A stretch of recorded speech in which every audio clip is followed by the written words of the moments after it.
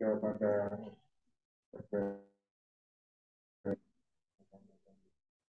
hanya di waktu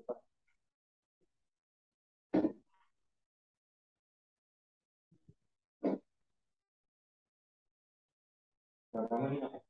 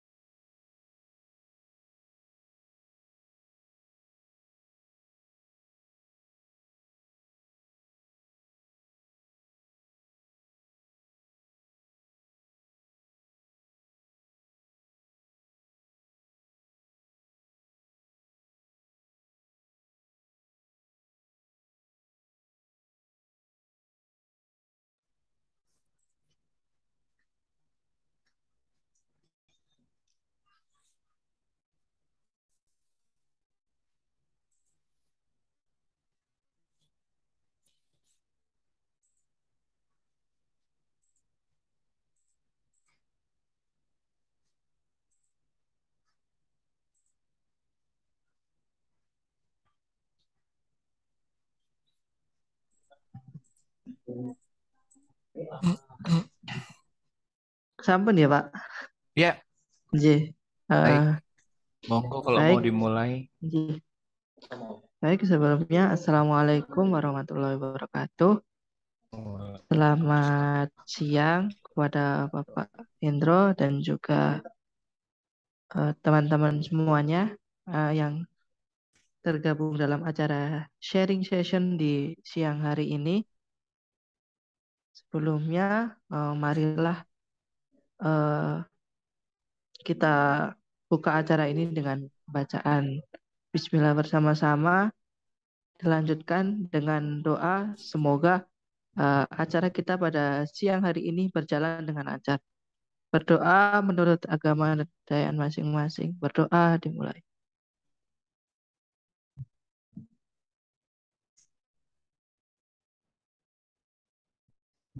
Berdoa selesai. Baik. Eh, untuk siang hari ini kita akan membahas bersama Bapak Hendro. Beliau adalah seorang kesibukannya apa Bapak kalau boleh tahu? Saya saat ini menjalankan biro konsultasi psikologi itu, Oh, kemudian sambil eh, mengajar di Fakultas Psikologi Universitas Pancasila di Jakarta. oke, baik. Eh, baik Pak untuk dan juga teman-teman semuanya untuk sharing session kali siang hari ini kita ada beberapa poin yang akan dibagikan kepada teman-teman semuanya nanti. Di antaranya yang pertama adalah memahami tujuan goal dan cara menetapkannya. Terus yang kedua ada memahami diri sendiri agar lebih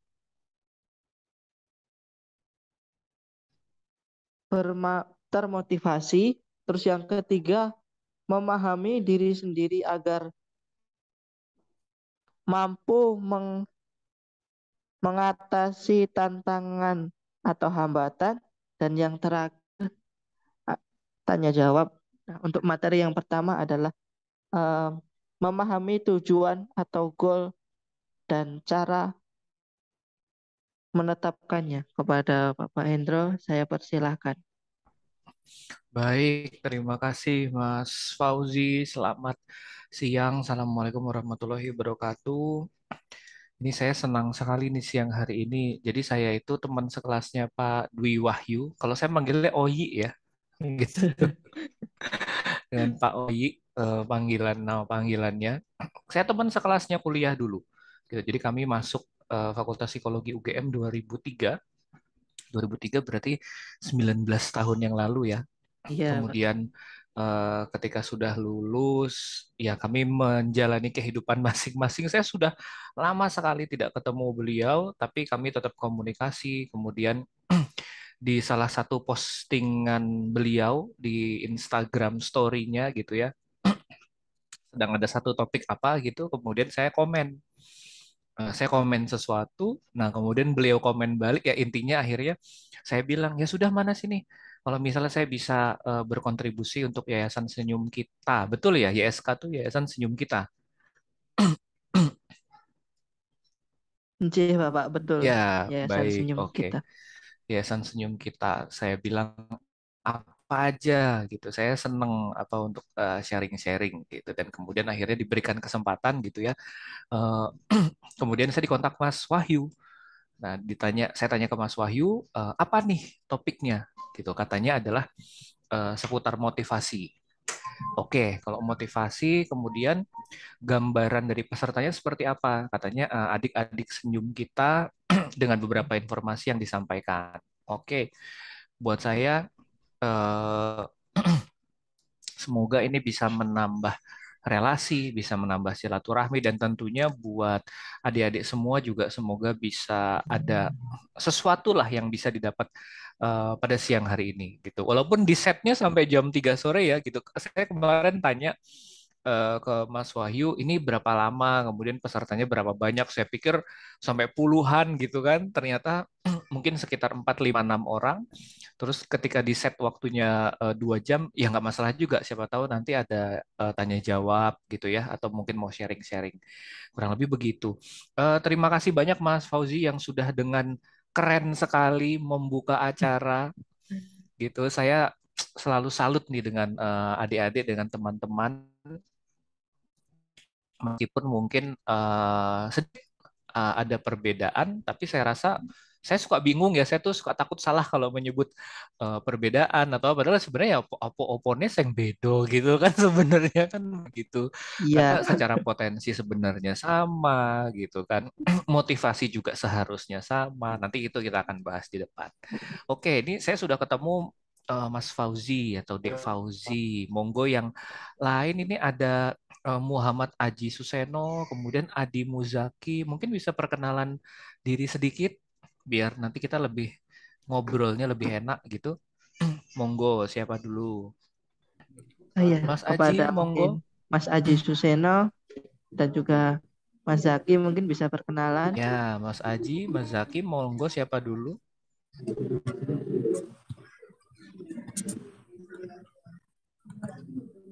Ya, perkenalkan Pak Hendra, nama saya Muhammad Deh, Aji Suseno, saya ya. berasal dari Klaten. Oh, dari Klaten.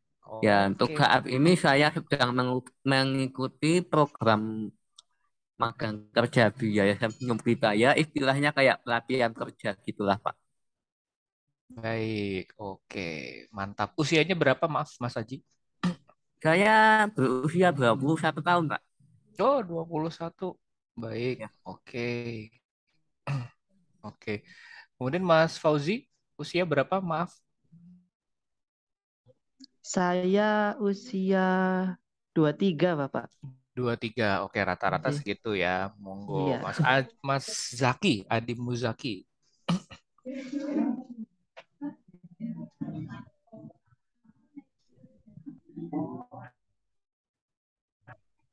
Oh, nggak kedengeran suaranya. Mohon maaf. Suaranya nggak kedengeran ya.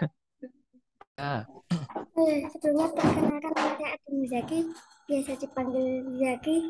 Saya di iya. sini baru seminggu lalu magang di SK, terus ya ingin mengikuti webinar ini untuk mendapatkan motivasi yang lebih. Ya, kegiatan Baik.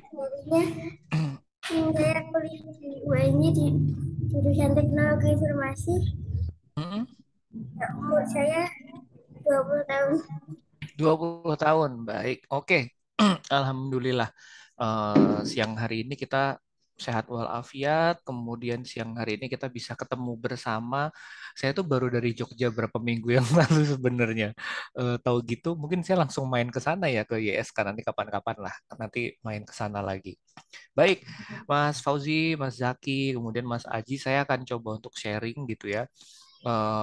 Kesulitannya kalau online ini memang begini, karena biasanya saya putar video dan segala macam, tapi rasanya kok kalau pada sesi ini ya saya agak kurang relevan ya kalau saya putar video gitu. Jadi mungkin saya akan banyak apa namanya hanya akan memutarkan slide melalui PowerPoint gitu, kemudian sambil saya eh, bercerita saja secara lisan, mungkin seperti itu ya.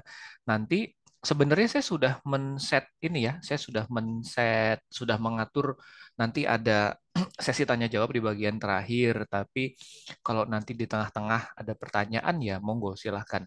Mau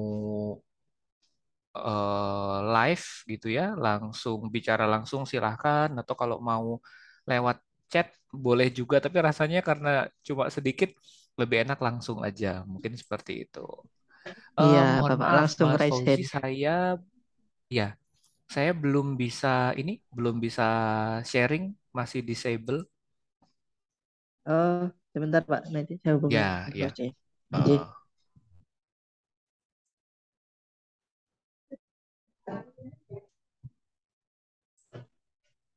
sudah Pak. Halo, ya, baik. sudah bisa aja Pak. Oke, ya sudah bisa. Oke, kita akan mulai dengan eh, judulnya, materinya adalah mencapai tujuan hidup. Kalau kita bicara tentang kehidupan, tentunya kita bisa mengawali semuanya dengan rasa syukur, gitu ya. Rasa syukur yang paling mendasar adalah tentunya kesehatan. Tentunya kesehatan. Yang kadang kita suka luput ya. Dulu waktu sebelum pandemi, kalau saya buka acara, kalau saya buka training-training, apa kabar, sehat luar biasa gitu. Itu dulu pasti settingannya adalah yang penting menjawab apa kata trainernya gitu ya. Tapi kalau sekarang ditanya apa kabar, jawab sehat, jawab luar biasa, itu rasanya anugerah dari Allah Subhanahu wa taala yang tidak ada ininya ya, tidak ternilai.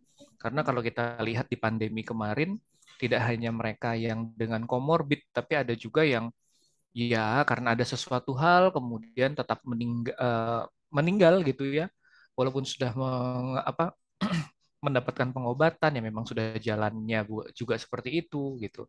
Jadi ketika sekarang ini siang hari ini kita masih diberikan kesempatan untuk ketemu, sharing, ngobrol-ngobrol, saya rasa ini jadi sesuatu yang perlu disyukuri gitu. Jadi kita memulai dengan bersyukur dulu gitu. Saya mau ini dulu perkenalan sedikit dulu, tadi sekilas juga sudah sih sebenarnya. Jadi saya lulus dari S1 Universitas Gajah Mada di psikologi, kemudian lanjut S2 karena waktu itu ada faktor X ya. Saya tidak melanjutkan ke UGM, saya melanjutkan ke UI. Sesederhana supaya lebih dekat sama rumah karena saya tinggal di Bekasi. Gitu. Kemudian saya bekerja di beberapa perusahaan. Kemudian akhirnya sebenarnya bukan bukan akhirnya, tapi lebih pada dari awal saya memang ingin buka praktek sendiri sebagai seorang psikolog gitu. Mayor saya adalah industri organisasi, jadi saya secara pribadi lebih banyak menangani kasus-kasus di perusahaan gitu ya. Tapi saya punya tim gitu. Saya punya tim. Kalau nanti tiba-tiba ada klien yang minta konsultasi, kemudian ternyata wah masalahnya adalah perselingkuhan atau perceraian, nah itu saya kasih ke teman saya. Tapi kalau masih seputar hal-hal yang umum, motivasi, kemudian penelusuran minat bakat, itu saya rasa saya masih pegang sendiri. Jadi awalnya saya memang sudah ingin punya praktek sendiri, tapi saya berpikir dulu pada saat itu, kalau saya punya praktek langsung, rasanya kok tidak pas gitu. Kenapa tidak pas? Karena waktu saya magang, baik saya di S1 maupun di S2, waktu saya magang, saya perhatikan kok kayaknya lingkungan kerja itu beda ya dengan apa yang diajarkan di kampus gitu. Jadi saya punya pemikiran, apa saya kerja dulu aja. Akhirnya diambil keputusan itu, saya bekerja dulu, saya belajar dulu. Belajar apa? Belajar dimarah-marahin orang, belajar disuruh-suruh orang, belajar di apa namanya? Kalau orang Jawa bilang tuh dionek-onek ke gitu ya. Padahal saya nggak tahu apa-apa, tapi nama saya disebut. Ya, yang seperti itulah. Karena kalau masalah teknis kita sudah belajar di kampus. Cara membuat A, cara membuat B kita sudah belajar di kampus. Tapi yang non teknis ini kan diperlukan untuk eh, kekuatan diri kita ya, dari area soft skill kurang lebih begitu. Dari 2009-10 saya kerja di kantor sampai 15 ya, 2015-2016. Kemudian saya akhirnya memutuskan untuk oke, rasanya memang sudah waktunya karena memang sudah sangat ingin sekali buka praktek sendiri. Ya sudah, saya menjalani itu, tapi di tengah jalan kemudian ada tawaran untuk kenapa tidak nih menjadi dosen di Fakultas Psikologi Universitas Pancasila gitu ya. Saya pikir bukan yes or no, tapi why not gitu ya. Ya sudah, akhirnya saya ambil. Dan ternyata kok jalan hidup saya ternyata ya di dua jalur ini. Saya sebagai konsultan, sebagai psikolog, tapi saya juga sebagai dosen gitu. Nah, kurang lebih seperti itu gitu ya. Itu cerita yang di bagian permukaan ya yang saya bisa ceritakan. Kalau kisah pilunya wah banyak sekali gitu. Kisah pilunya banyak sekali tapi biasanya yang tahu hanya keluarga dan kerabat terdekat saya gitu. Maksud saya adalah pada setiap orang itu pasti akan menghadapi masa-masa sulit sebenarnya seperti itu. Nah, siang hari ini kan judulnya adalah mencapai tujuan hidup. Yang namanya mencapai tujuan pasti ada kesulitan, pasti ada rintangan, pasti ada hambatan. Jangankan tujuan hidup, dari UGM nih, saya dulu kalau naik jalur 4 tuh keluar dari Fakultas Psikologi kan di ujung ya, seberangnya FH tuh. Tapi sekarang sepertinya sudah berubah. Saya terakhir ke sana, UGM sudah banyak berubah. Saya sampai nggak sampai Fakultas Psikologi aja sudah berubah banyak sekali gitu. UNY juga sama banyak perubahan. Jadi kalau mau ke Malioboro itu naik jalur 4. Tujuannya apa? Tujuannya saya mau, ya oke lah, saya mau jalan-jalan. Saat ini saya ada di Fakultas Psikologi, saya berjalan keluar ke jalan raya, Jalan Humaniora ya kalau nggak salah namanya. Kemudian saya naik jalur 4. Nah, apakah di dalam jalur 4 itu pasti aman, pasti nyaman, pasti sampai di tujuan? Belum tentu. Saya beberapa kali naik jalur 4 dari Fakultas Psikologi menuju Malioboro, ada yang lancar gitu ya. Ada yang tiba-tiba bannya pecah. Ada yang tiba-tiba eh, supirnya harus ngapain dulu jadi berhenti agak cukup lama di satu tempat, agak sekitar 10-an menit baru sampai di tujuan gitu. Nah, itu baru dari Fakultas Psikologi UGM ke Malioboro. Maksud saya adalah bagaimana dengan tujuan hidup gitu. Bagaimana dengan tujuan hidup? Wah, kalau tujuan hidup berarti akan jauh lebih kompleks lagi. Kurang lebih seperti itu. Sekarang saya minta teman-teman merenung, nggak usah serius-serius tapi karena ini jam-jam ngantuk ini sebenarnya gitu. Tadi kalau sudah makan siang, sudah sholat zuhur, kemudian jam segini ikut pelatihan, waduh ini jam-jam ngantuk ini sebenarnya. Jam-jam Kemarin kritis. saya tak jam-jam kritis betul. Kemarin saya tanya ke Mas Wahyu, ini saya dapat pilihan harinya kapan gitu. Karena memang kebetulan minggu ini, enggak minggu ini sih, bulan ini emang cukup lumayan padat. Ditawarkan Rabu, Kamis, Jumat, Sabtu gitu ya. Saya pikir apa Sabtu aja gitu. Ternyata saya aja hari Sabtu besok juga ada kegiatan. Jadi saya pikir sudahlah, hari Rabu Bismillah bisa. Dan pas diinfokan jamnya, wah siang ya gitu. Ya nggak apa-apa juga gitu. Nah, monggo nih teman-teman sekalian merenungkan kembali tujuan hidupnya saat ini apa. Coba dipahami, memahami diri sendiri. Saya sudah punya tujuan hidup atau belum? Kemudian dimaknai. Maknanya apa nih tujuan hidup ini, maknanya apa? Apakah hanya sekedar sambil lalu saja? Hanya sekedar karena ikut webinar ini saja, training online ini saja? Atau memang saya merasa harus punya tujuan hidup supaya saya bisa maju dalam hidup saya, berkembang dalam hidup saya. Nah, yang akan kita apa namanya bahas nanti ke depan adalah lalu cara mencapainya seperti apa. gitu. Cara mencapai si tujuan hidup ini.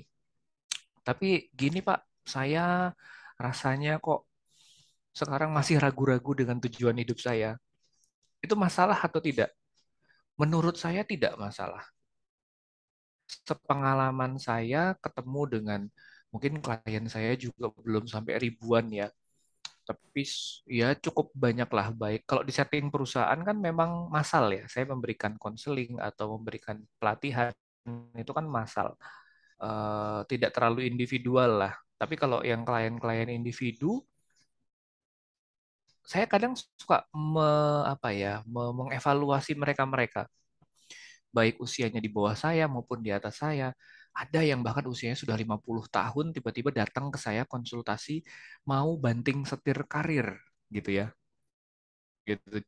Dan itu membuat saya jadi berpikir ternyata dalam satu titik akan sangat mungkin seorang individu untuk memikirkan kembali tujuan hidupnya. Jadi tidak harus selalu ketika sudah usia 17 dianggap sudah remaja akhir menuju dewasa awal, saya nih seorang Ma'ruf Fauzi harus punya tujuan hidup yang jelas supaya hidup saya maju dan berkembang. Ya betul, gitu. Tahun 2022. Tapi nanti tahun depan tiba-tiba goyang. Tahun depannya lagi lebih goyang lagi. Tahun depannya lagi malah buyar. Nah, itu gimana? Gitu. Nah, itu sebenarnya hal yang biasa gitu. Nah, saya akan menyampaikan materi dengan cara atau konten yang agak sedikit berbeda dengan para motivator gitu ya. Kalau para motivator tidak semua ya, tidak semua, tapi kan ada beberapa motivator yang yakinkan diri Anda gitu ya, yakinkan diri Anda pasti bisa. Nanti terbangun di pagi hari akan punya motivasi. Oh ya nggak bisa kalau gitu. Kalau kalau buat saya nggak bisa. Gitu kalau buat saya nggak bisa. Nah celakanya kan orang-orang itu sudah bayar untuk menonton si trainingnya itu berapa jutaan gitu ya. Bisa sampai 5 sampai belasan bahkan puluhan juta. Kemudian diberikan motivasi seperti itu. Ada yang cocok tapi ada yang tidak gitu. Nah makanya belajar dari situ saya coba sharing yang ringan-ringan saja, pengalaman pribadi, pengalaman klien yang tidak saya sebut namanya tentunya, kemudian di lingkungan sekitar saya seperti apa, supaya teman-teman bisa ada gambaran tentang pencapaian tujuan hidup, gitu ya. Ini mohon maaf gambarnya agak kurang baik.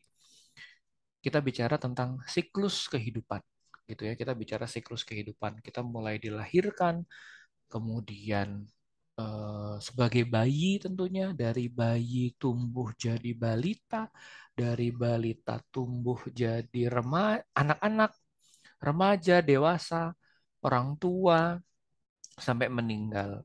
Di tengah-tengahnya ada proses harus TK, SD, SMP, SMA, kuliah bagi yang kuliah atau langsung bekerja. Setelah itu bekerja dan seterusnya, itu siklus kehidupan. Siklus kehidupan yang mana sepertinya ini ya, kita itu sering kalinya melihat orang lain tuh lebih dari kita, gitu, lebih dari kita, gitu. Nah, saya waktu dapat info bahwa kata Pak Oyi gitu ya, kata teman saya, ayo ayo bantuin dong isi materi. Dan saya tanya ke Mas Wahyu, pesertanya siapa? Adik-adik ini Pak, dari adik-adik senyum katanya gitu ya, adik-adik senyum kita dengan disabilitas begini begini begini. Wow, apa namanya? Saya yang pertama saya kaget. Kenapa kaget? Karena ternyata, wah, ini semangatnya bagus ya, gitu. Semangatnya bagus. Kemudian yang kedua, saya mengevaluasi diri sendiri, gitu. Saya mengevaluasi diri sendiri. Wah, si adik-adik ini dengan beberapa keterbatasan, semangatnya kok tinggi. Masa saya kalah, gitu. Kemudian yang terakhir, saya mengingat-ingat klien-klien saya yang parah banget ini ceritanya. Parah nih Mas Fauzi, Mas Zaki, Mas Aji.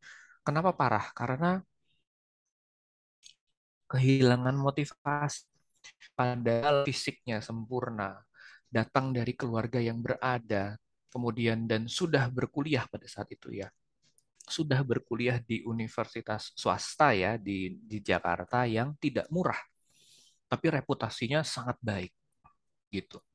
Tapi sangat tidak punya motivasi. Kalau kuliah itu bolosan aja. Gitu. Kemudian orang tuanya mempertemukan dia dengan saya, diberikan sesi konseling, konsultasi. Saya sampai nggak sanggup.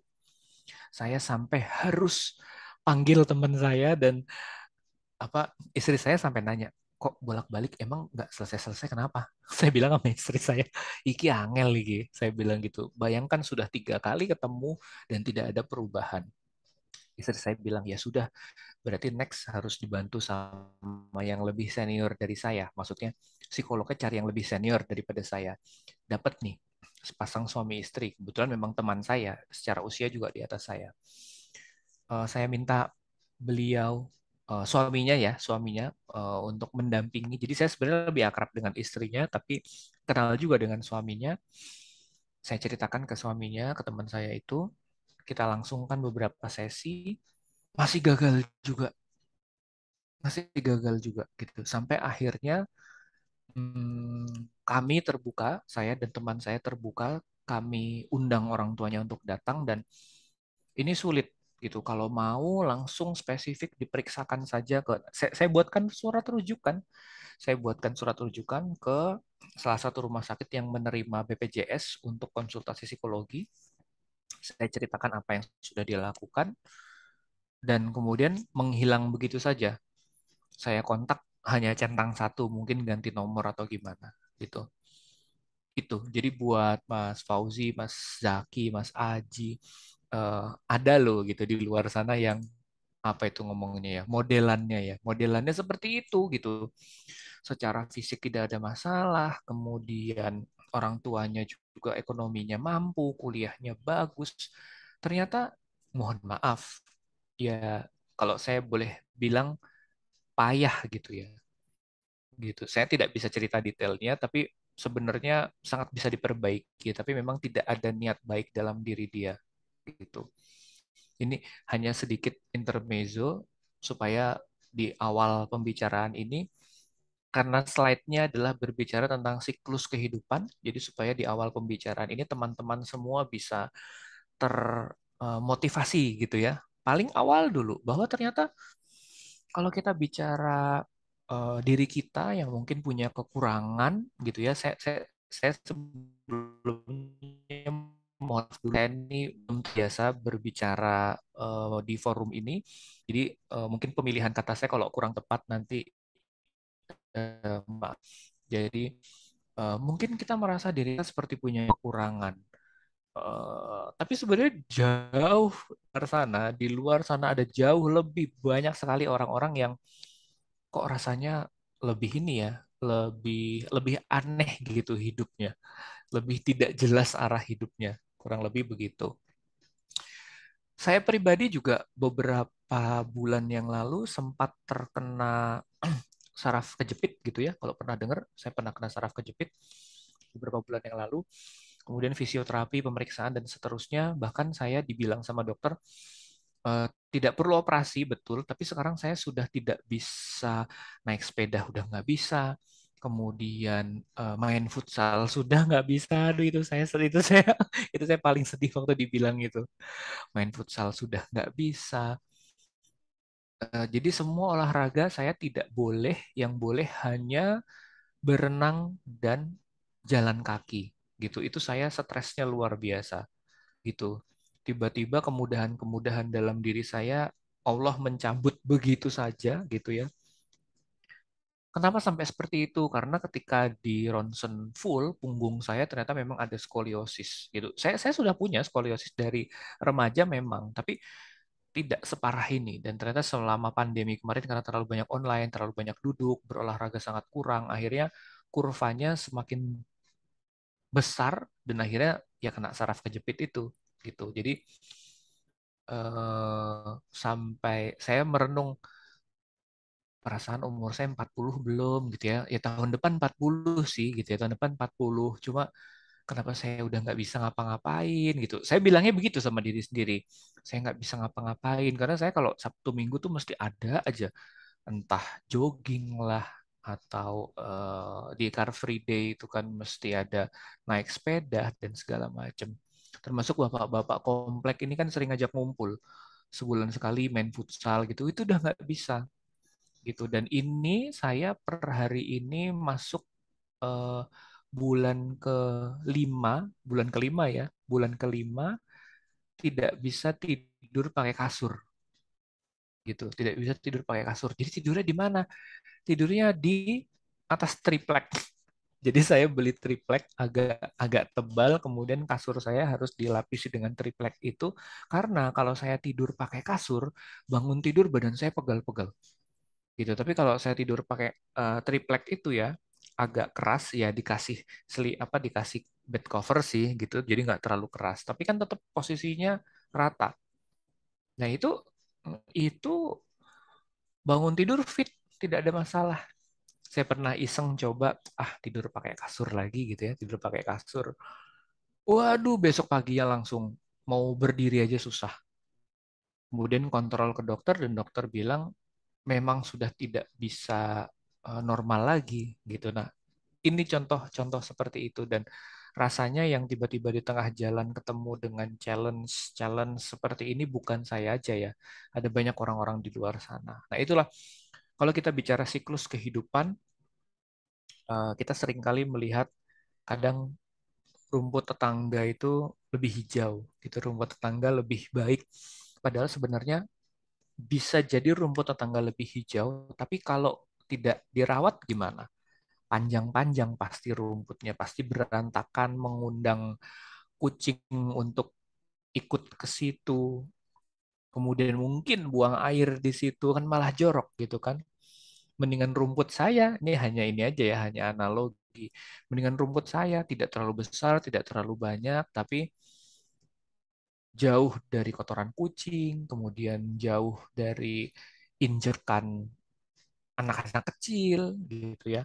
Seperti itu. Jadi kita benahi mindset paling awal adalah dalam satu siklus kehidupan siapapun itu pasti akan menemui hambatan, pasti akan menemui rintangan, pasti akan sulit untuk mencapai apa yang diinginkan. Gitu. Jadi hampir hampir saya bisa bilang hampir semua manusia ya sebenarnya gitu.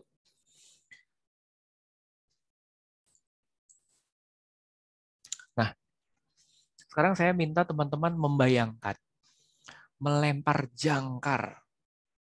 Coba dibayangkan saja ya, saya tuliskan tanda kutip di PowerPoint-nya.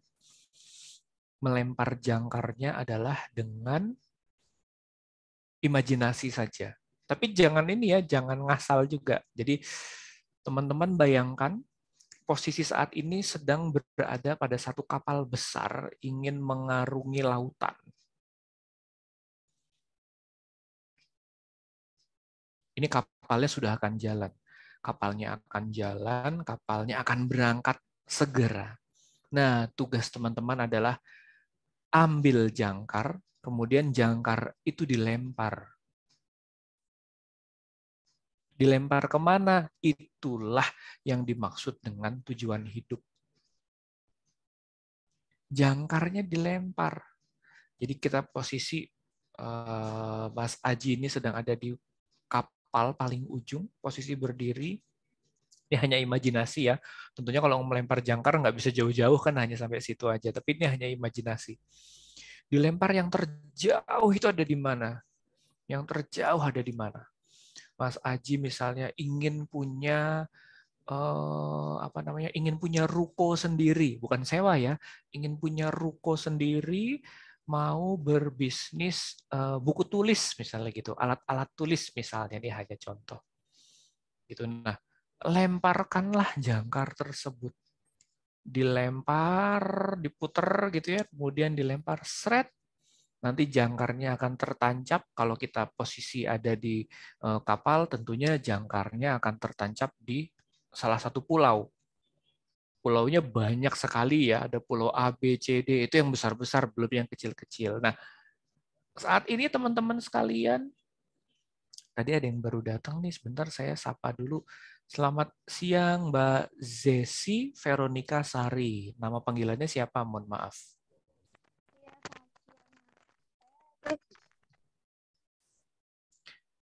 Terputus Mbak Zesi, maaf. Halo, selamat siang. Iya, selamat siang. Panggilannya siapa? Maaf Mbak. Zesi. Oh, Mbak Zesi, baik Iya. Mbak Zesi. Baik, silakan melanjutkan menyimak dulu Mbak Zesi. Jadi tadi ya, melempar jangkar. Berarti yang melempar jangkar ini harus sejauh-jauhnya. Iya betul, harus sejauh-jauhnya. Karena kita bicara tentang jangka panjang. Jangka panjang, seberapa jauh? Kalau mau 20 tahun ya boleh aja. Tapi kejauhan juga ya. 15 masih kejauhan. 10 lah paling tidak. 10 deh, itu 10. Karena kalau kita bicara pencapaian hidup juga kan biasanya kan kita evaluasi di umur 20, 30, 40 gitu ya. Kita lempar jangkarnya untuk 10 tahun ke depan. Tadi misalnya contohnya adalah mau punya ruko sendiri, mau punya toko. Ya, tokonya toko alat tulis, seragam sekolah, dan seterusnya misalnya. Nah, si tujuan jangka panjang ini kita pecah-pecah menjadi tujuan jangka pendek. Saya rasa ini pasti mudah dipahami ya. Ada tujuan jangka panjang, kita pecah menjadi jangka pendek, lalu selanjutnya diapain? Selanjutnya yang kita lakukan adalah mencapai si tujuan-tujuan jangka pendek ini. Maka ketika menurunkan yang tujuan jangka panjang menjadi jangka pendek, itu harus berhati-hati. Jangan sampai salah. Jangan sampai salah menurunkan gitu ya. Mau punya ruko, mau punya toko ATK, tapi ternyata tujuan jangka pendeknya adalah bulan depan jalan-jalan ke Tanah Abang. Buat apa? Buat beli bahan baju. Ya ada juga sih bahan baju seragam di Tanah Abang, mungkin ada juga ya, tapi kan tidak banyak.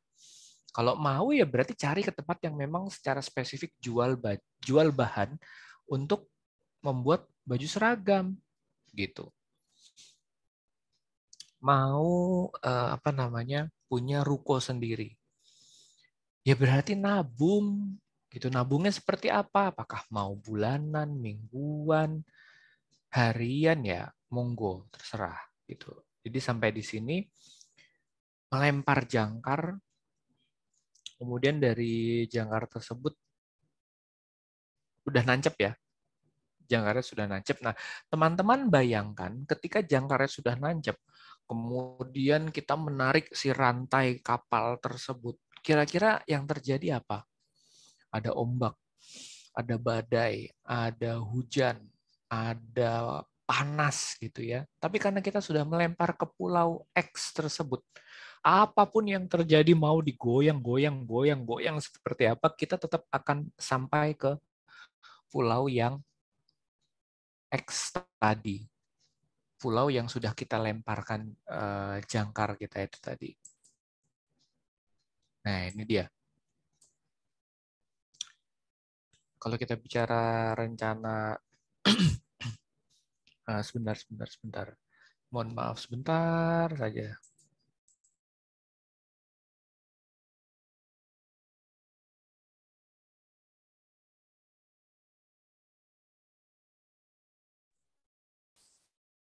Iya, baik. Kalau kita bicara rencana jangka panjang, tadi saya bilang kan sulit ya. Lebih baik tetapkan rencana jangka pendek. Lalu nanti yang jangka panjang gimana Pak? Nanti akan tercapai kalau jangka pendeknya tercapai. Makanya ketika menyusun jangka pendek dari jangka panjang, harus hati-hati. Jangan terburu-buru, luangkan waktu, cari waktu yang tenang.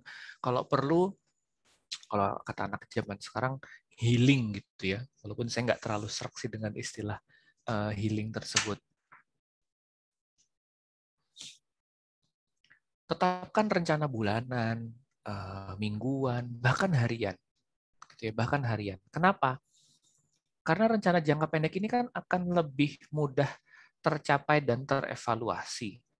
Nah, menurut ilmu psikologinya, ketika kita berhasil menyuruh diri kita untuk mengerjakan sesuatu, kemudian kita bisa menyelesaikan pekerjaan tersebut, itu leganya bukan main itu. Wah, lega gitu ya. Jadi ada sense of accomplishment gitu, sense of accomplishment. Jadi ada rasa berhasil mendapatkan suatu accomplishment atau apa? Prestasi ya, pencapaian. Berhasil mendapatkan suatu pencapaian. Coba teman-teman bayangkan ketika sedang super sibuk kemudian menulis checklist pekerjaan apa saja yang harus ditulis dari nomor 1 sampai nomor 30 misalnya. Nah, kemudian di situ teman-teman berpikir, saya mau melakukan yang mana dulu ya? Terserah, udah tau terserah, jalanin aja dulu. Jalanin dulu, kemudian yang harian selesai, kasih centang. Yang mingguan misalnya selesai, kasih centang. Nanti ultimate-nya yang bulanan selesai, kasih centang. Kenapa? Bisa dicoba deh. Ketika kita ngasih centang, itu ada kepuasan bahwa, wah, alhamdulillah akhirnya ini selesai. Padahal masih ada 30 pekerjaan yang lain. Ya nggak masalah. Gitu. Tapi kalau kita bisa menetapkan, oh ini toh, apa namanya,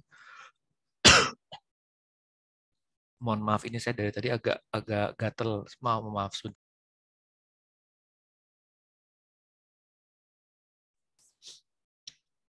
Oh, ini toh yang sudah berhasil saya lakukan. Jadi tadi saya menulis poin-poin ini, ada 10 yang mau saya kerjakan.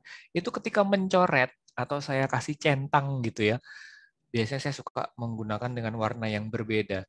Saya nulisnya dengan warna hitam, kemudian nanti centangnya atau dicoretnya dengan warna biru misalnya. Wah, itu seperti ada kepuasan gitu. Itu secara ilmu psikologi cukup konsisten ya dari dulu sampai sekarang. Jadi akan mendorong motivasi kita lagi. Jadi tadi ya, rencananya tidak usah muluk-muluk, tidak usah jangka panjang yang kejauhan, jangka pendek juga silahkan aja gitu. Justru memang ternyata kalau kita bicara menetapkan tujuan, coba kalau nanti teman-teman ada rezeki itu bukan cash money ya, tapi rezeki kesempatan misalnya nanti tiba-tiba kenal dengan siapa atau bekerja di mana, kemudian dapat kesempatan untuk ikut pelatihan goal setting, pencapaian tujuan, menetapkan tujuan gitu. Itu ujung-ujungnya walaupun trainingnya mahal-mahal, bisa belasan sampai puluhan juta mungkin ya, kalau mendatangkan trainer dari luar, ujung-ujungnya kalau dilihat sebenarnya apa yang dibahas? Menurunkan dari rencana jangka panjang ke rencana jangka pendek. Kurang lebih begitu. Nah, silakan tidak perlu exercise ya, tidak perlu latihan, nanti saya periksa, nanti saya kasih nilai, nggak usah begitulah. Karena sudah dewasa, silahkan bisa coret-coret sendiri. Apa aja sih rencana jangka pendek saya? Bulanannya bagaimana, kemudian mingguannya bagaimana, kemudian hariannya bagaimana. Ini ada gambar teropong. Nah, tugas teman-teman adalah meneropong apa yang ingin dicapai. Ini hanya konotasi tentunya. Silakan meneropong apa yang ingin dicapai. Misalnya Mas Fauzi ingin sekali bekerja di bukan bengkel ya, di bagian operator mekanik misalnya di satu perusahaan motor. Lalu cara meneropongnya gimana? Meneropong di sini kan konotasi ya. Cara meneropongnya adalah cari orang yang pernah atau sedang bekerja di bidang tersebut. Kemudian kita tanya-tanya ke mereka, kita ngobrol sama mereka. Misalnya Mbak Zesi ingin jadi guru TK misalnya. Misal nih hanya contoh. Mbak Zesi ingin jadi seorang guru TK. Ya diteropong gitu ya, diteropong. Cara meneropongnya gimana? Cari teman yang mungkin ngajar di TK. Oh, nggak ada juga. Ya nebeng lewat salah satu orang tua siswa gitu ya. Siswa TK maksudnya. Kemudian datang ke sekolah TK-nya, datanglah ke sekolah TK-nya untuk tanya-tanya. Jadi guru TK seperti apa? Saya harus belajar apa dan seterusnya. Gitu. Oke, sampai di sini sebelum saya mulai memahami diri sendiri, silakan apakah ada yang mau bertanya?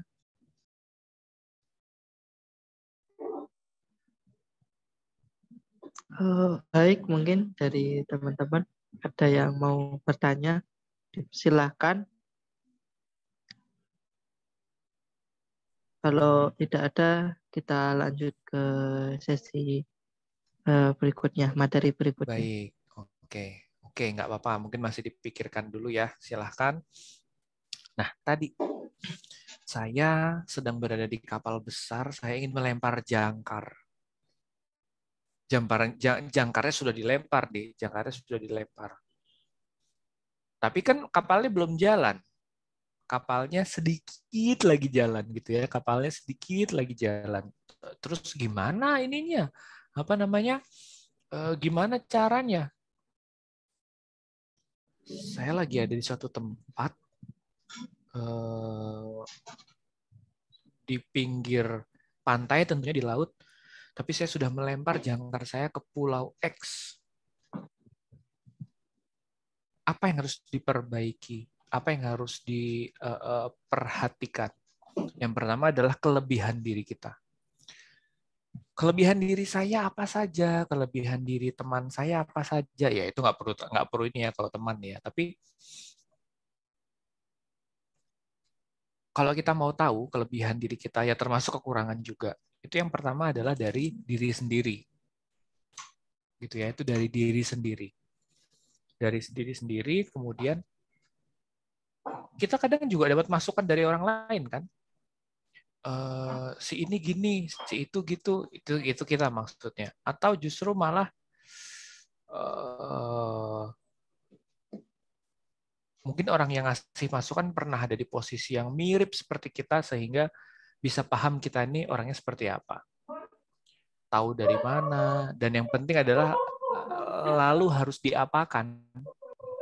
Gitu, lalu harus diapakan. Itu tadi kelebihan diri. Kelebihan diri sesuatu yang mungkin nggak terlalu susah ya. Kalau lagi wawancara kerja, itu kadang kan suka ditanya, kelebihan diri Anda apa? Kenapa melamar ke sini? Wah, disebut semua itu. Kayaknya satu file A4 itu penuh ya. Perkenalkan, apa namanya? Nama saya Zaki, Pak. Saya alumni UNY. Saya kelebihannya adalah komunikatif, easy going, bla bla bla bla bla bla bla bla. Lalu ketika ditanya area perbaikan diri, oke, Pak Zaki, monggo silahkan memperkenalkan diri, tapi kali ini dengan kekurangan diri Anda, gitu. Bahasa halusnya kan area perbaikan, tapi aslinya kan dengan kekurangan diri Anda. Kadang orang kalau disuruh nulis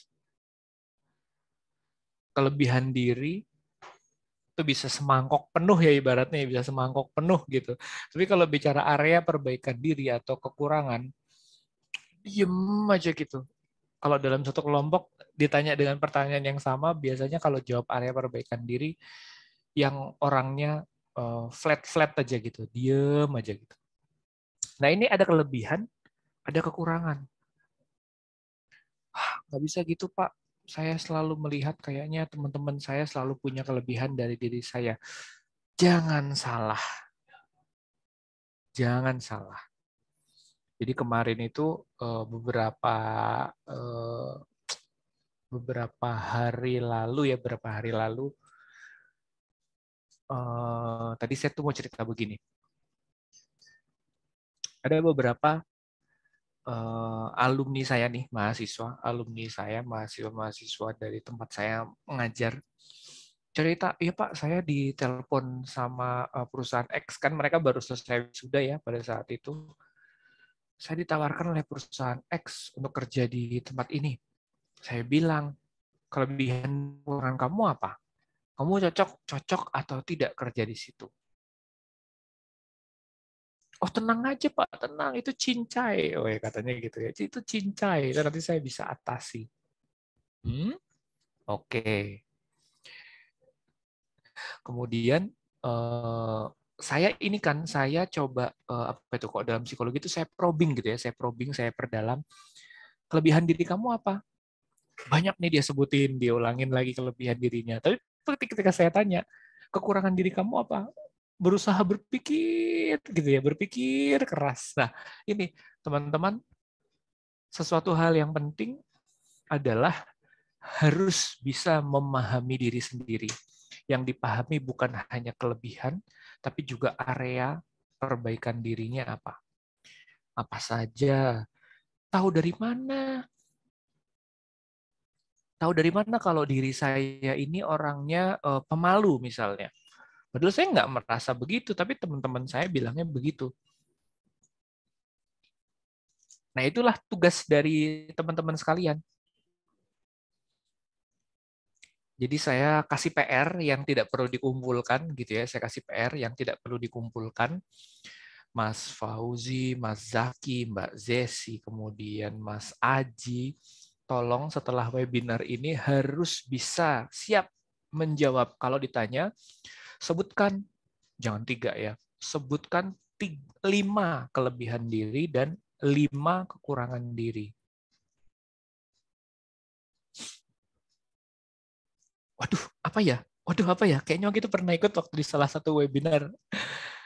Giliran kelebihan lancar, cepat sampai 5. Tapi ketika kekurangan, waduh, berpikirnya lama sekali. Lama gitu ya. Oh iya, saya orangnya kurang teliti. Ya, itu baru 1. 4 yang lain apa? Gitu. Nah, ini kelebihan kekurangannya seperti apa? Kelebihan kekurangan ini adalah suatu hal yang mutlak, wajib, bukan wajib, mutlak dan pasti ada di setiap diri orang. Gitu. Jadi kalau ada orang punya kelebihan, sebaik apapun itu, entar lama-lama kita tahu kurangnya dia apa. Atau ada orang yang mungkin sudah dilabelkan ini itu oleh masyarakat. Gitu ya. Orang ini sudah dilabelkan yang jelek-jelek. Tapi sebenarnya dia merasa, ya mungkin itu memang kekurangan saya. Tapi gimana caranya saya bisa bangkit untuk bisa melawan komentar-komentar kreatif dalam tanda kutip ya, kreatif dalam tanda kutip gitu, melawan komentar-komentar kreatif itu tadi. Nah, dalam psikologi kami menyebutnya efikasi diri atau self-efficacy. Efikasi diri untuk apa? Efikasi diri untuk mendorong motivasi. Efikasi diri untuk mendorong motivasi. Tadi ya, ketika ada di kapal melempar jangkar, saya tinggi badan berapa, berat badan berapa, apakah saya kuat menarik jangkar itu kalau nanti sudah mendarat. Selama belum ditarik, selama belum ketemu si jangkarnya, lalu saya harus melakukan apa? Apakah saya harus berenang gitu ya, berenang kemudian keluar dari kapal kemudian berenang, buat apa? Bisa renang atau enggak? Nah, itu bertanya ke diri sendiri. Efikasi diri Anda masing-masing yang berguna untuk mendorong motivasi itu apa saja, kemudian yang berguna untuk menghadapi rintangan itu apa saja. Gitu. Oke, ini dia. Dukungan dari faktor eksternal. Yang pertama, keluarga, kerabat, sahabat. Kemudian yang kedua adalah coach atau mentor. Baru kemudian yang terakhir adalah referensi bacaan. Oh, emang harus baca buku ya? Nanti setelah ini saya jelasin. Kemudian lingkungan secara umum. Lingkungan secara umum. Keluarga, kerabat, dan sahabat, ini kondisinya seperti apa? Saya tidak bisa tidak bisa terlalu detail ya, karena kan setiap orang kadang kedekatannya beda-beda. Ada yang dekat sama keluarganya, ada yang dekat sama temennya, ada yang sama sahabatnya itu kayak on off, kalau lagi butuh datang, kalau lagi nggak butuh pergi gitu. Nah ini untuk mencapai semua tujuan-tujuan yang sangat ingin kita capai, kita mulai dulu dengan meminta dukungan dari faktor keluarga, kerabat, sahabat. Kira-kira siapa nih yang bisa bantu saya, siapa kira-kira. Kemudian selanjutnya adalah coach atau mentor.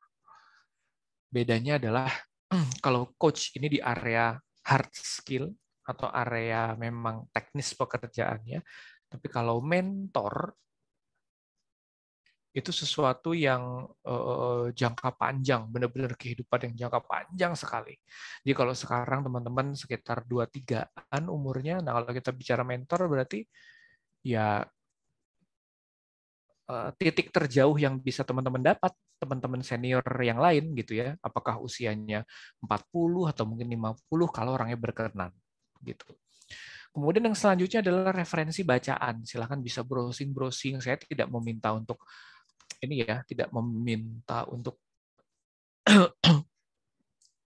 mencari referensi yang terlalu wah gitu ya.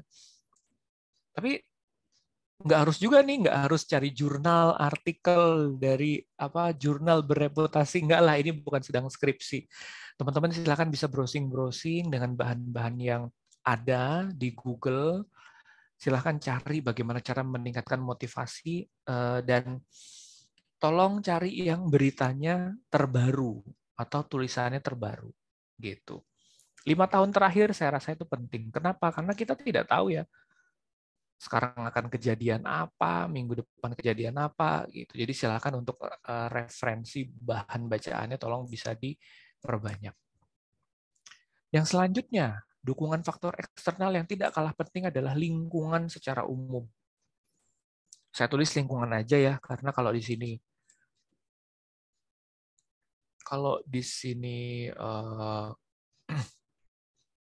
di kotak paling kiri kan sudah keluarga, kerabat, sahabat. Tadinya saya menulis lingkungan keluarga, lingkungan mana gitu. Tapi udah lingkungan secara umum aja. Itu lingkungan secara umum. Mendukung atau tidak ke proses pencapaian target kita. Gitu, mendukung atau tidak. Kemudian kalau mendukung alasannya apa, kalau tidak berbesar hatilah gitu. Kira-kira apa ya masukan buat saya? Kurang lebih seperti itu. Baik, tadi saya sudah sampai di penghujung materi dan ternyata ini sudah tinggal 4 menit lagi, sudah jam 2 siang. Saya coba recap lagi ya. Kalau kita bicara tujuan hidup, kita ibaratkan seperti melempar jangkar di suatu kapal, kita lemparkan seret gitu kan, kemudian kapal kita akan mengikuti ke arah sana. Goyang kiri bisa balik lagi, goyang kanan bisa balik lagi. Sama, kita pun seperti itu. Ketika ingin mencapai suatu tujuan tapi ternyata terhenti-henti atau mungkin repot, ya tinggal naik angkot yang lain atau tinggal pulang karena rumahnya masih dekat.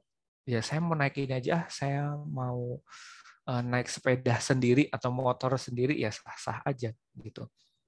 Nah, dari tujuan-tujuan hidup yang berbeda itu harus dicapai. Caranya adalah pertama tentunya ditetapkan. Cara menetapkannya adalah yang mudah-mudah dulu, yang jangka panjang dipotong menjadi jangka pendek. Itu. Kemudian diapain ini selanjutnya? Diri kita ini meletak membantunya di mana diri kita ini? Oh, ternyata letak membantu adalah di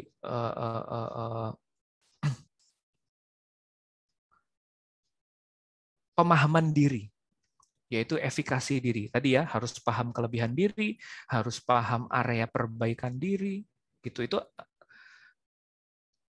kalau saya ibaratkan tadi, naik kapal tadi, kita sudah tahu nih, nanti harus bawa teman berapa, harus bawa makanan jenis apa supaya kuat di dalam kapal, dan seterusnya. Gitu. Nah, pemahaman diri sendiri ini akan sangat berharga ketika ingin mendorong motivasi.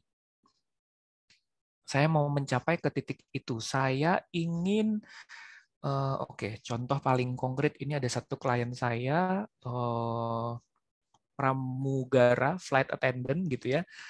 Tidak usah saya sebut nama merek ininya, merek pesawatnya. Ceritanya sudah menikah, sudah punya anak, dan dia galau berat. Karena dia sangat mencintai profesinya sebagai flight attendant. Gitu. Ini sudah cita-cita yang dia impi-impikan, tapi kan pesawat sampai sekarang masih kurang baik ya profitnya. Nah, singkat kata dia dapat penawaran dari perusahaan tempat dia bekerja, nggak usah keluar. Kalau nanti pramugaranya udah nggak dilanjut, nanti bisa di darat, nyebutnya gitu, bisa di darat. Caranya gimana? Dia ditawarkan untuk bekerja di bidang keuangan, gitu. Bisa bayangkan ya, seorang pramugara, kemudian itu kan cita-cita dia sudah luar biasa, kemudian karena pandemi pesawatnya tidak mengangkut penumpang, dia daripada dia di PHK, dia akhirnya masuk nih ke darat dalam tanda kutip untuk bekerja di bidang keuangan sebagai financial controller. Itu dia konsultasi ke saya harus gimana ya Pak? Oke, kita assessment dulu. Gitu. Jadi setelah saya tahu kelebihan diri dia ini, kekurangan diri dia ini, nah itu disusun. Oke, apa sih yang akan jadi kendala? Bosen katanya, karena dia bosen. Karena kalau terbang itu kan tidak ada jamnya ya, tidak ada jadwalnya. Maksudnya weekend aja bisa atau tengah malam bisa aja dia tiba-tiba ke Eropa atau gimana jadwalnya gitu kan. Nah, sementara kalau kerja kantoran itu harus dari jam 9 sampai jam 6, jam 8 sampai jam 5 harus di kantor ngerjain laporan keuangan terus saja begitu.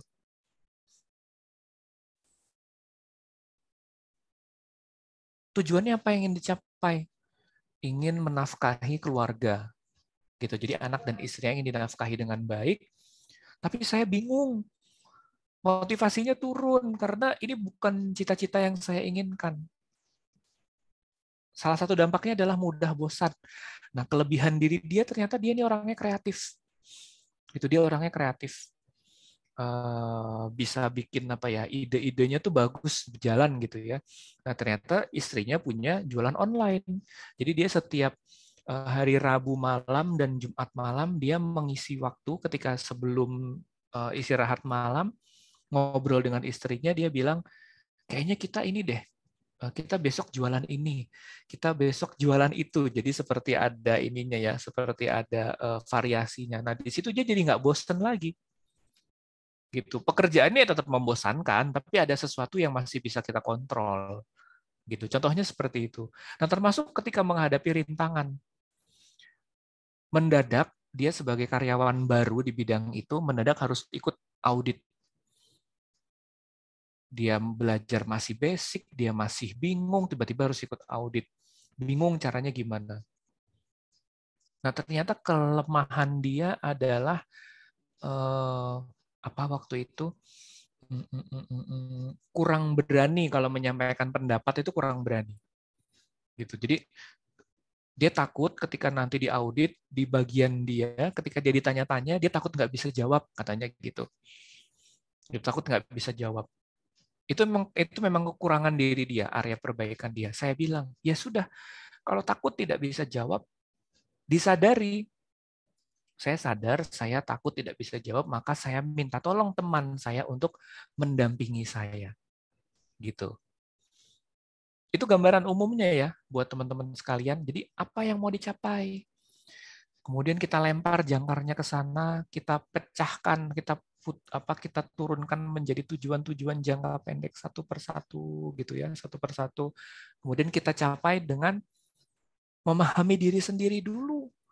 Itu memahami diri sendiri dulu.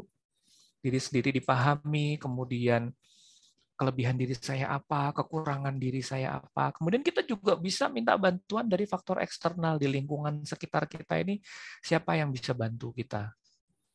Gitu. Jadi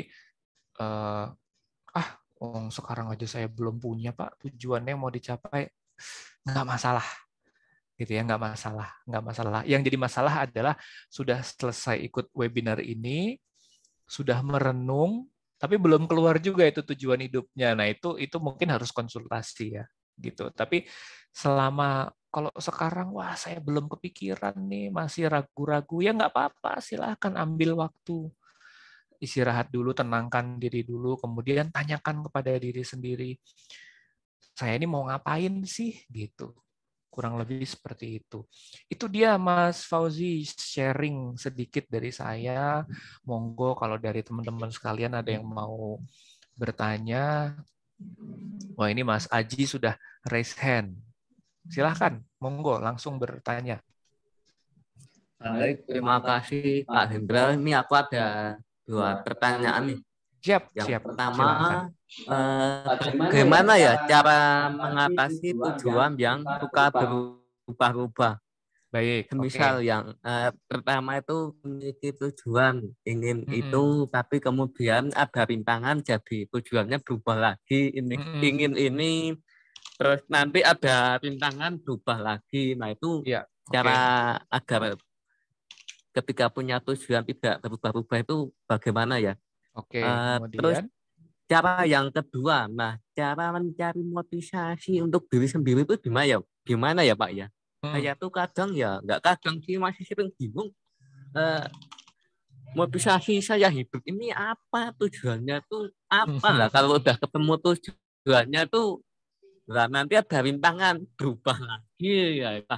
Problem yang ada di diri saya, mungkin Pak Hendra ada solusi atau ada saran-saran? Baik, oke. Saya coba langsung jawab ya. Ini mungkin nyambung ya. Bagaimana memotivasi? Ya, terima kasih atas pertanyaannya. Ini bagus sekali dan ini sangat sering ditanyakan gitu ya. Sangat sering ditanyakan. Saya sendiri dulu juga waktu masih puluhan gitu ya, waktu ya masih kuliah gitu. Waktu masih kuliah, bingung mau kerja di mana, mau apa. Ketika masa-masa awal kuliah, bingung mau gimana, mau apa. Yang saya bisa sampaikan adalah ketika sekarang usia belum 30, itu biasanya memang masih goyang gitu. Jadi tidak usah khawatir sebenarnya. Sebenarnya tidak usah khawatir. Kenapa? Karena memang kalau menurut ilmu psikologi dalam tahap perkembangan ketika belum 30 itu memang sangat wajar kalau berubah-berubah. Gitu. Jadi tidak usah terlalu takut. Wah, kok saya berubah lagi ya? Gimana cara saya memotivasi diri sendiri supaya saya ingin mencapai tujuan yang sudah saya tetapkan, ingin saya capai. Baru setahun udah berubah lagi. 6 bulan ke depan sudah berubah lagi. Itu tadi, tolong dipahami, diresapi bahwa kalau masih belum 30, kalau masih berubah-ubah itu nggak masalah. Gitu.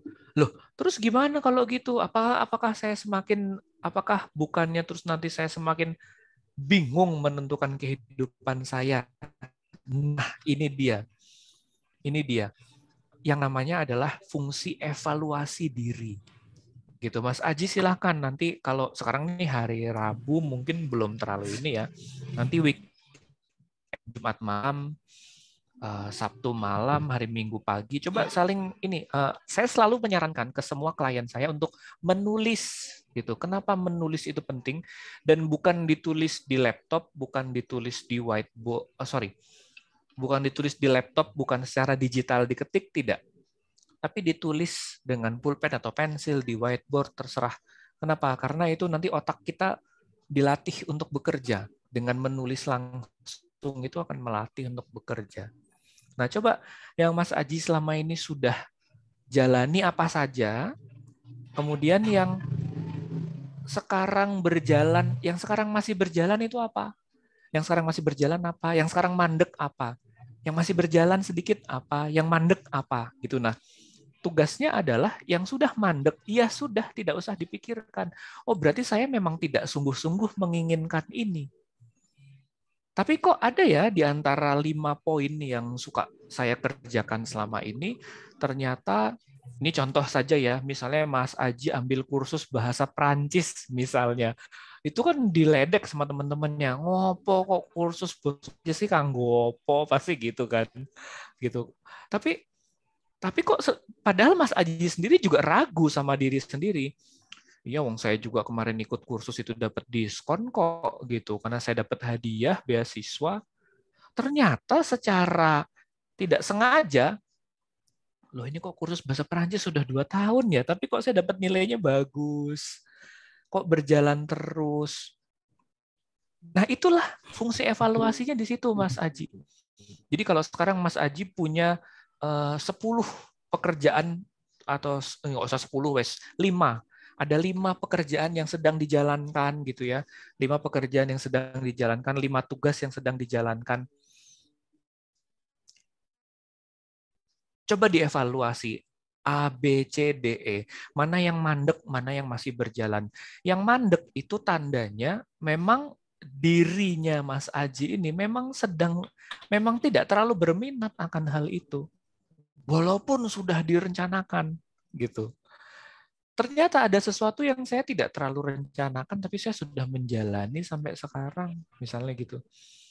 Loh, kok saya bikin ini ya? Kok saya bikin, dulu ada klien saya bikin karikatur, padahal hanya hobi. Gitu, bikin karikatur. Kok jalan? Dia sendiri bingung. Saya bilang, lanjutkan. Gitu, lanjutkan. Kenapa? Karena alam bawah sadar kita sebenarnya mengirimkan pesan ke diri kita lewat hal-hal yang terus berjalan. Berarti hal ini kita inginkan. Sementara kalau tidak berjalan, berarti hal ini tidak kita inginkan. Ya berarti kita jangan nguplek aja ya, kalau orang Jawa bilang, jangan nguplek saja pada hal-hal yang berhenti. Tapi gimana ya Pak, kalau hal yang berhenti itu yang saya inginkan, berarti sebenarnya tidak diinginkan gitu, paham ya? Misalnya Mas Aji punya keinginan les TOEFL atau IELTS gitu. Wah, saya ingin sekali karena saya ingin kuliah di luar negeri mencari beasiswa misalnya gitu ya. Wah, udah direncanain luar biasa, kok mandek. Loh, kok besoknya lagi saya mau berangkat kursus, kok aras-arasan, males-malesan. Oh ya sudah. Aduh, stres Mas Aji, kemudian stres. Aduh, gimana ini? Padahal tujuan hidup saya adalah saya 2025 harus ada di Amerika ini dengan skema beasiswa X yang saya sudah tahu nih cara kompetisinya gimana dan sepertinya saya yakin dapat. Ya berarti sebenarnya tujuan hidupnya bukan yang itu. Kenapa? Agak sulit dijawab ya, karena alam bawah sadar kita yang mau nyampaikan pesan. Hei, gitu ya, kepada seorang Muhammad Aji Suseno, dirimu itu tidak menginginkan ini, tapi justru malah menginginkan menggambar karikatur, misalnya gitu nih, hanya contoh. Loh, saya coba evaluasi ya. Oh, ternyata kalau saya adalah Muhammad Aji Suseno, saya tiba-tiba jago bikin karikatur, saya terusin gitu ya. Wah, jangan-jangan saya punya motivasi baru nih. Motivasi saya adalah menjadi seorang pelukis karikatur part-time misalnya. Yo nanti kerja magang di Yayasan Senyum Kita ya nggak masalah. Ternyata setelah itu saya dapat pekerjaan di satu perusahaan, nggak masalah. Gitu. Tapi saya kalau weekend saya menerima orderan sebagai seorang pelukis karikatur misalnya gitu. Taunya dari mana? Ya itu tadi, ternyata ini berjalan dibanding yang lain tidak berjalan. Kurang lebih itu Mas Aji, monggo bisa diresapi kembali ya. Baik Pak. Baik, terima kasih atas pertanyaannya, bagus sekali dan sangat relevan. Itu sering kali ditanyakan ya. Jadi dan saya tidak terlalu saya tidak terlalu khawatir kalau makanya tadi di depan saya tanya umur dulu. Kalau bicara motivasi, kalau belum 30 itu biasa karena sampai 30 itu kan dewasa awal ya. Dewasa tengah itu 30 ke atas, dewasa akhir baru 40 ke atas. Nah, kalau sudah 30 ke atas kebingungan motivasinya apa lah itu baru butuh pendampingan tertentu gitu. Nah, kemarin juga waktu saya chat dengan Mas Wahyu, Mas Wahyu tanya ke saya, setelah ini ada sesi apa lagi ya Pak? Saya bilang, oh monggo. Setelah ini silahkan nanti teman-teman yang hadir pada sesi siang hari ini dapat manfaatnya apa, kemudian masih penasaran dengan apa. Yaitu nanti rasa penasaran itu yang mungkin kita bisa bahas di sesi selanjutnya, kurang lebih begitu. Itu Mas Fauzi dari saya. Ini pesertanya Mas Aji, Mas Zaki, tadi Mbak siapa tadi saya lupa, kemudian Mas Fauzi. Monggo kalau Mas Fauzi juga mau bertanya juga silahkan. Iya, saya mau ngasih kesempatan buat teman-teman, barangkali Mas Zaki mungkin atau Mas Mbak Zaki, monggo Yesi ya, silahkan. yang mau bertanya, Mbak Yesi mumpung tadi ya. kesempatan yang sangat luar biasa ini kita manfaatkan gitu. Betul, monggo silakan Mas Zaki. Atau mungkin mau sharing, ada pengalaman apa gitu, silahkan juga.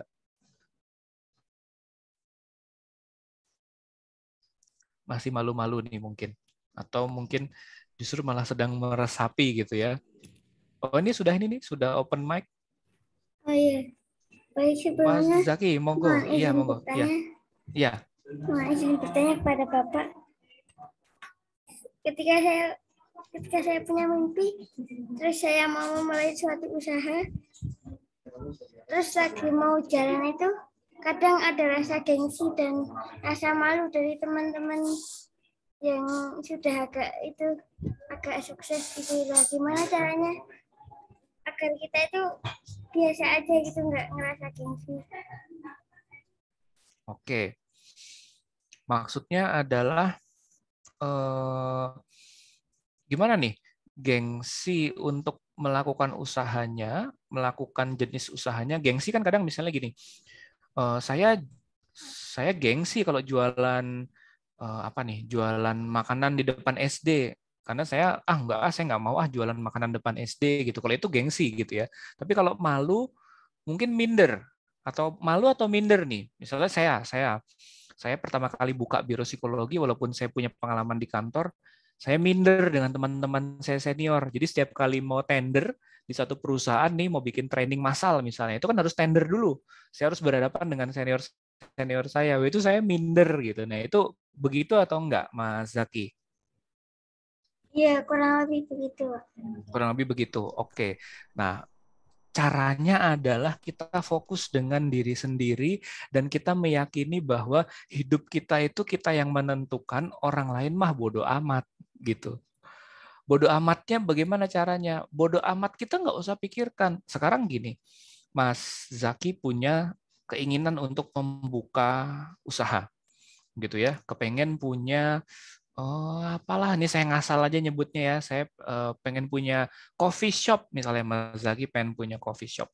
Nanti di coffee shop tersebut bisa manggil teman-teman yang ada di Yayasan Senyum Kita, mungkin bisa jadi tempat magang juga gitu ya. Tapi saya minder kayaknya kok di coffee shop sebelah baru sebentar aja udah rame, di coffee shop sebelah baru sebentar aja sudah apa tuh namanya? Tiap malam minggu laris gitu ya, udah balik modal, baru jalan setahun udah balik modal, saya kok lama. Nah, itu kita kan sama-sama punya usaha ya, sama-sama punya usaha. Makanya tadi saya bilang di slide saya paling awal, tolong berikan makna pada tujuan yang ingin dicapai. Maknanya apa? Apakah Mas Zaki hanya sekedar ingin dapat profit? Rasanya sulit kalau seperti itu. Tapi kalau maknanya adalah ketika punya usaha sendiri ya, maknanya adalah ingin berbagi kepada orang lain, gitu. Ingin bermanfaat apa namanya untuk sesama orang lain. Saya pribadi kalau mau ngejar profit,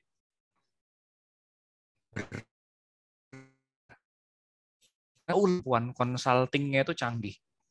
Misal ada perusahaan mau merger, mau akuisisi. Ini tidak bicara perusahaan yang besar ya, biasanya perusahaan keluarga yang saya pegang. Wah, itu saya udah minder duluan gitu. Saya udah minder duluan. Tapi saya selalu memaknai pekerjaan saya, kalau saya berhasil menggabungkan kedua perusahaan ini dalam arti tidak karena kan latar belakang saya psikolog ya, tidak berkonflik Kemudian yang awalnya ada 2 struktur organisasi, saya jadikan 1 struktur organisasi dengan minim konflik. Kalau tidak ada konflik nggak mungkin. Dengan minim konflik berarti saya tepat nih memilih. Dia awalnya dari perusahaan A, awalnya dari perusahaan B, kemudian pindah ke perusahaan M, merger ya. Kalau akuisisi beda cerita lagi nih. Ini contohnya ini merger. Merger tuh melebur dan jadi merek baru. Siapa yang harus duduk di posisi direktur keuangan? Apakah dari perusahaan A atau dari perusahaan B? Lah kalau A kepilih nanti B gimana? Wah, saya jadi takut nih, saya jadi ragu-ragu. Wah nih kalau misalnya nanti saya gagal gimana? Saya udah takut duluan, udah mikir macam-macam. Nggak jalan. Tapi yang saya pikirkan adalah saya memaknai usaha saya ini, kalau saya melakukan dengan baik, mungkin tidak secepat kemampuan pengambilan keputusan para senior saya ya. Mereka bisa cepat mengambil keputusan. Mungkin membantu proses merger akuisisi mungkin 6 bulan, sementara saya butuh setahun mungkin gitu ya. Malu sebenarnya gitu, gengsi juga sebenarnya. Aduh, padahal kalau mau bicara kehebatan, sama lah. Saya kan juga pernah di HR lama gitu kan, saya pernah di perusahaan lama. Tapi ketika terjun ke lapangan langsung, aduh gimana ya, kok saya jadi merasa kecil hati juga. Nah itu saya bilang ke diri saya harus bisa mengerjakan ini dengan baik, karena kalau ini selesai dengan baik, karyawan-karyawan yang ada di perusahaan A dan B, yang nanti akan berubah jadi perusahaan M, nanti mereka akan minim konflik. Mereka akan bahagia pada pekerjaannya. Kalau mereka bahagia pada pekerjaannya sampai rumah tidak uring-uringan, nanti kan otomatis usaha yang saya lakukan ini dampaknya kemana-mana. Misalnya Mas Zaki ingin buka coffee shop, bikin Zaki Coffee misalnya, gitu ya, Zaki Coffee.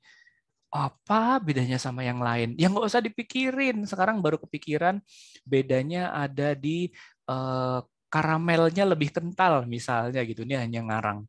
Apa iya bisa laku? Nggak usah dipikirin. Jalanin aja dulu, jalanin dulu, jalanin dulu. Kenapa nggak usah dipikirin? Karena orang lain itu nggak mikirin kita. Jadi tadi yang Mas Zaki bilang, saya merasa kecil hati kalau lihat teman saya yang udah berhasil. Emang mereka mikirin kita? Enggak. Gitu, mereka nggak mikirin kita, mereka mikirin bisnisnya gitu. Mereka tahu saya udah bikin coffee shop nih, udah keren nih, udah profitable nih. Si Zaki bikin juga, gaya amat si Zaki, ngapain bikin coffee shop, kayak bisa aja. Tapi ketika Mas Zaki berhasil, wih keren juga ya, ternyata berhasil. Atau ketika Mas Zaki belum berhasil, dia bodo amat gitu. Paling dia cuma menjadikan bahan omongan, dia cerita ke temannya, tuh si Zaki ikut-ikutan bikin coffee shop. Kita lihat aja. Alah paling juga nggak laku. Tapi kan hanya sebatas omongan aja, tidak akan sampai datengin ke coffee shopnya Mas Zaki kemudian ngata-ngatain atau mematahkan semangat, kan enggak. Orang dia juga punya yang perlu dipikirin kok gitu. Jadi nggak usah dipikirin apa kata orang. Dan wah, coffee shopnya Mas Zaki ini menampung teman-teman di YSK, membantu YSK memberikan lapangan pekerjaan. Wah, kan jadi bermakna kan tujuan yang ingin dicapai gitu.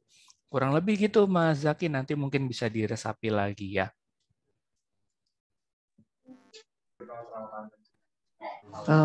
Baik. Ya, terima kasih juga. Baik, itu dulu Mas Fauzi, silahkan.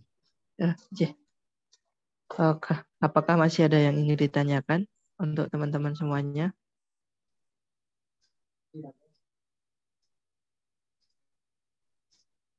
Siap. Ya, kalau nggak ada, mungkin bisa saya yang konsultasi ya. Boleh, silahkan. Gini, saya tuh problem dalam diri saya yang terbesar itu adalah rasa takut akan kegagalan sebelum mulai sesuatu. Ya. Lah, itu yang sulit sekali saya hindari. Nah, bagaimana cara untuk menghilangkan rasa takut itu? Oke. Mungkin seperti itu. Baik, saya minta Mas Fauzi untuk merubah cara pandangnya. Takut akan kegagalan. Coba dihapus, kemudian diganti menjadi antisipatif. Gitu ya. dirubah tadi kekurangan apa? Tadi kan nadanya nada kekurangan ya. Takut akan kegagalan, takut gagal, baru maju sebentar takut gagal, baru maju sebentar takut gagal. Coba itu dihapus. Tentunya menghapusnya tidak bisa 1 hari, butuh waktu berminggu-minggu, berbulan-bulan. Caranya adalah mengirimkan pesan ke diri sendiri, mungkin paling enak setelah sholat ya, setelah sholat, kemudian sebelum tidur malam, berdoa, ya Allah mampukan saya supaya saya bisa merubah mindset saya ini bukan takut gagal, tapi saya ini punya kemampuan antisipasi yang baik, gitu. Kenapa? Ya karena saya kalau takut gagal itu kan sebenarnya baru mau melangkah udah dipikirin takut, baru mau melangkah udah dipikirin lagi takut. Sebenarnya itu bukan takut gagal. Sebenarnya itu punya antisipasi yang mungkin agak lebih tinggi dibanding teman-teman yang lain. Gitu. Jadi kalau teman-teman yang lain setiap 5 langkah mikir, kalau Mas Fauzi ini boro-boro 1 langkah. Langkah tuh maksudnya kanan jalan, kiri jalan ya kalau kaki. Nah, kalau Mas Fauzi ini mungkin baru kanan mikir, baru kiri udah mikir lagi gitu. Nah itu nggak apa-apa, sudah biarin aja, karena tidak mungkin bisa dirubah karena kan itu bagian dari watak diri kita ya, kepribadian. Kalau kita bicara kepribadian, berarti itu adalah sesuatu yang cenderung menetap dalam diri kita, nggak bisa tiba-tiba dirubah. Nah, bagaimana cara untuk membuktikan bahwa memang itu bukan kekurangan yang fatal? Tadi saya bilang memecah tujuan jangka panjang menjadi tujuan jangka pendek. Kalau begitu, berarti jangka pendeknya jangan yang mingguan bulanan, udah harian aja semuanya. Kecuali perintah dari atasan ya, tempat kerja atau dari teman kerja. Oke, mungkin ada yang mingguan, ada yang bulanan, tapi kan itu nanti akan dibantu oleh teman-teman yang lain ya, akan dibantu gitu. Tapi kalau untuk diri sendiri harian saja, harian dibuat menjadi harian gitu. Sekarang hari Rabu, udah jam 14.24 nih sekarang. Nanti sore mau ngapain, malam mau ngapain. Dah, sampai situ dulu. Nanti malam baru dipikirin buat besok hari Kamis mau ngapain. Duh, nanti hari Jumat apa ya, hari Sabtu apa, itu nggak usah dipikirin. Hari Kamis dulu besok yang dipikirin. Besok hari Kamis sore baru mikirin hari Jumat. Hari Jumat sore baru mikirin hari Sabtu dan seterusnya. Jadi rencananya jangka pendek, jangka pendek, jangka pendek.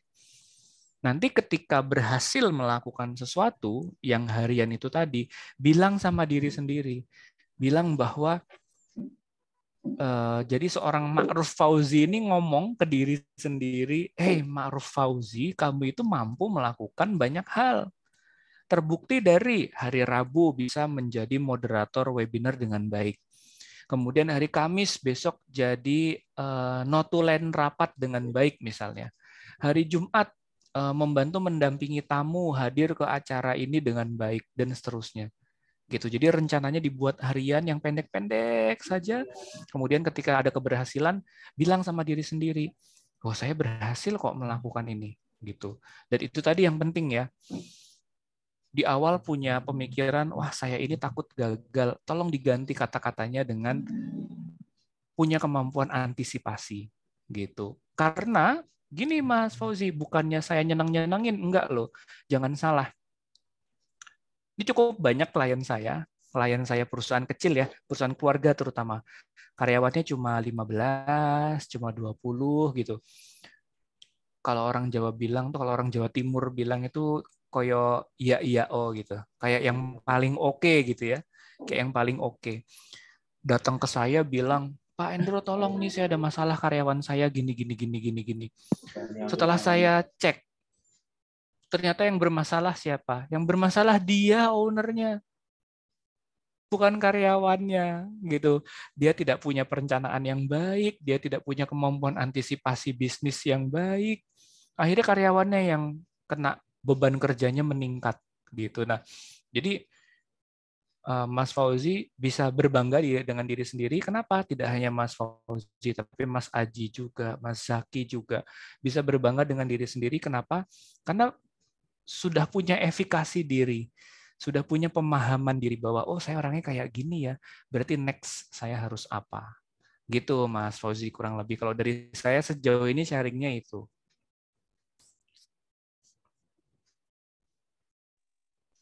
Oke, baik. Terima kasih, Pak.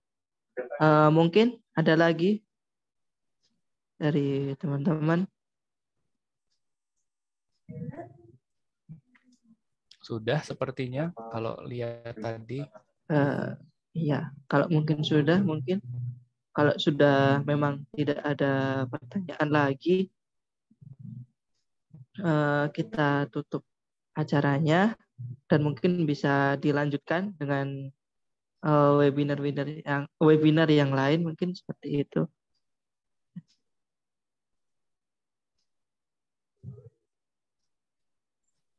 Baik, kalau gitu Mas Fauzi, mungkin sedikit ini dari saya mungkin ada closing bahwa, dari Bapak. Ya, betul. Sedikit dan Dari motivasi saya juga. Bahwa ya, kalau kita bicara motivasi itu sesuatu yang pasti naik turun dalam diri siapapun. Pasti naik turun. Jangankan motivasi, iman kita saja di Al-Quran sudah dinyatakan. Iman manusia itu naik turun. Mau kita ustadz, mau kita kiai sejago apapun, itu iman kita naik turun. Gitu. Nah, apalagi motivasi yang sifatnya lebih umum, lebih general. Jadi tidak perlu takut kalau nanti takutnya gini. Jadi kalau bicara training motivasi, kadang pesertanya suka nanya gini, Pak, saya tuh kalau habis ikut training motivasi 1 minggu saya jadi semangat, tapi minggu depan saya lemes lagi katanya gitu. Nah, itu kalau begitu saya bilang, saya nggak punya rumusnya, saya nggak punya tipsnya. Tipsnya adalah kalau memang direkam, ya berarti silahkan didengarkan kembali. Kalau besok masih naik turun, ya nggak apa-apa. Memang fitrahnya manusia seperti itu. Gitu. Jadi ketika motivasi sedang naik, dipertahankan semaksimal mungkin. Ketika sedang turun, tidak usah kecewa. Silahkan tarik nafas dulu, istirahat dulu. Ketika waktunya sedang tenang, pikiran sedang tenang, coba direview lagi yang saya tadi, tips-tipsnya itu tadi. Melempar jangka panjang diperpendek jadi jangka-jangka yang lebih kecil-kecil lagi, kemudian pemahaman diri kita, kelebihan-kekurangan diri kita digunakan untuk meningkatkan produktivitas dalam diri kita. Kurang lebih gitu. Semoga yang saya sampaikan ini bisa bermanfaat. Insya Allah kapan-kapan kita bisa bertemu kembali, baik secara online maupun offline. Semoga kita semua sehat selalu dan teman-teman dimudahkan hajatnya, keinginannya dalam waktu dekat. Punya segala keinginan positif, keinginan baik. Semoga Allah memudahkan semua hajat baiknya. Terima kasih banyak Mas Fauzi, itu dulu dari saya. Salam untuk semua teman-teman di YSK ya. Iya Pak. Baik, sebelum mengakhiri Pak, langkah berkenannya untuk melakukan sesi foto bersama. Ya, boleh, monggo. Oke. Bagi teman-teman silakan on cam terlebih dahulu. Ini sebelahan ya padahal foto ya. Bersama. Iya. Baik, oke. Oke. Sudah. Baik, terima kasih Pak atas terima waktunya. Kasih banyak.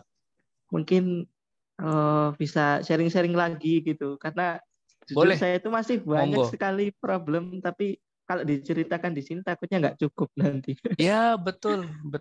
Monggo. Iya. Silakan, saya sudah pesan Mas Wahyu dari hari ini, silakan bisa dievaluasi, diresapi lagi.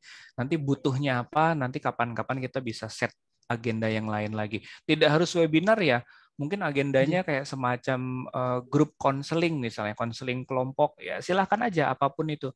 Selama saya ada waktunya, nanti kita cari waktunya, insya Allah saya bisa support.